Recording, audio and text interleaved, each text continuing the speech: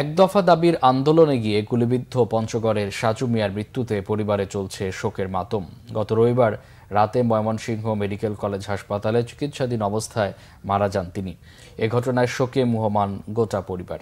সরকারের কাছে সাজু হত্যার বিচার চেয়েছেন স্বজনসহ এলাকাবাসী। পঞ্চগড় প্রতিনিধি মোশাররফ হোসেনের তথ্য ও ছবিতে রিপোর্ট। সাজু মিয়ার বাড়ি পঞ্চগড়ের দেবীগঞ্জ উপজেলার টোকরাভাষা মেয়েরপাড়া গ্রামে। গত 24 জুলাই সন্তান জন্মের 3 দিন আগে জীবিকার তাগিদে গাজীপুরে যান সাজু মিয়া।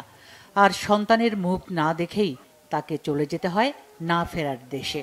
27 জুলাই তার সন্তান জন্ম নেওয়ার পর নাম রাখেন বৈষম্য বিরোধী ছাত্র আন্দোলনের প্রথম শহীদ আবু সাইদের নামে।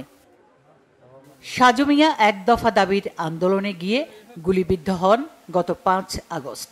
তার মৃত্যুতে পরিবারে নেমে এসেছে শোকের ছায়া। নবজাতককে নিয়ে দিশাহারা সাজুর স্ত্রী শারমিন আক্তার। স্বামী হত্যাকারীর বিচার চান তিনি। আমার সঙ্গে কথা বলছিল যে বাবু দেখি রাখিও, বাবু সহ আমাদের বাসায় থাকিও, বাবু সবসময় বাবু খেয়াল রাখিবা। গাজীপুরের একটি টেক্সটাইল মিলে চাকরি করে পরিবার চালাতেন সাজু মিয়া। আজাহার আলীর 4 ছেলে মেয়ের মধ্যে সাজু সবার বড়। মা কান্দিও না মা, তুমি বুক সবা দিও মা, একটু আমার জন্য কান্দিও না মা, আমার শহীদ মৃত্যু হবে মা, শহীদ মৃত্যু হবে মা, কান্দিও না মা, আমার খালি এটাই বুঝতে আমার ছেলে। তুই যে এইরকম হলে আমাদের কে দেখবে বাবা? উপর আমরা ভরসায় আসলাম, আল্লাহ উপরে চালাইছি সংসার, এখন আমরা কি করবো বাবা?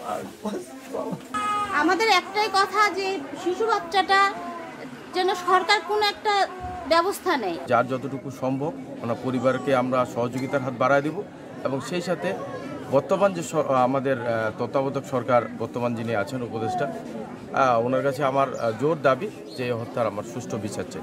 এদিকে সাজুর নবজাতক সন্তানের দায়িত্ব নিয়েছেন বিএনপির পল্লী উন্নয়ন বিষয়ক সম্পাদক ও পঞ্চগড় জেলা বিএনপির সদস্য সচিব ফরহাদ হোসেন আজাদ। এই সন্তানের সমস্ত দায় দায়িত্ব আমি আজকে থেকে বহন করব। সবাই দোয়া করবেন এই সন্তান যেন সমাজে একদম বড় হতে পারে। অন্তর্বর্তীকালীন সরকারের কাছে শহীদ সাজু হত্যার বিচার চান এলাকাবাসী। Bangla vision news desk.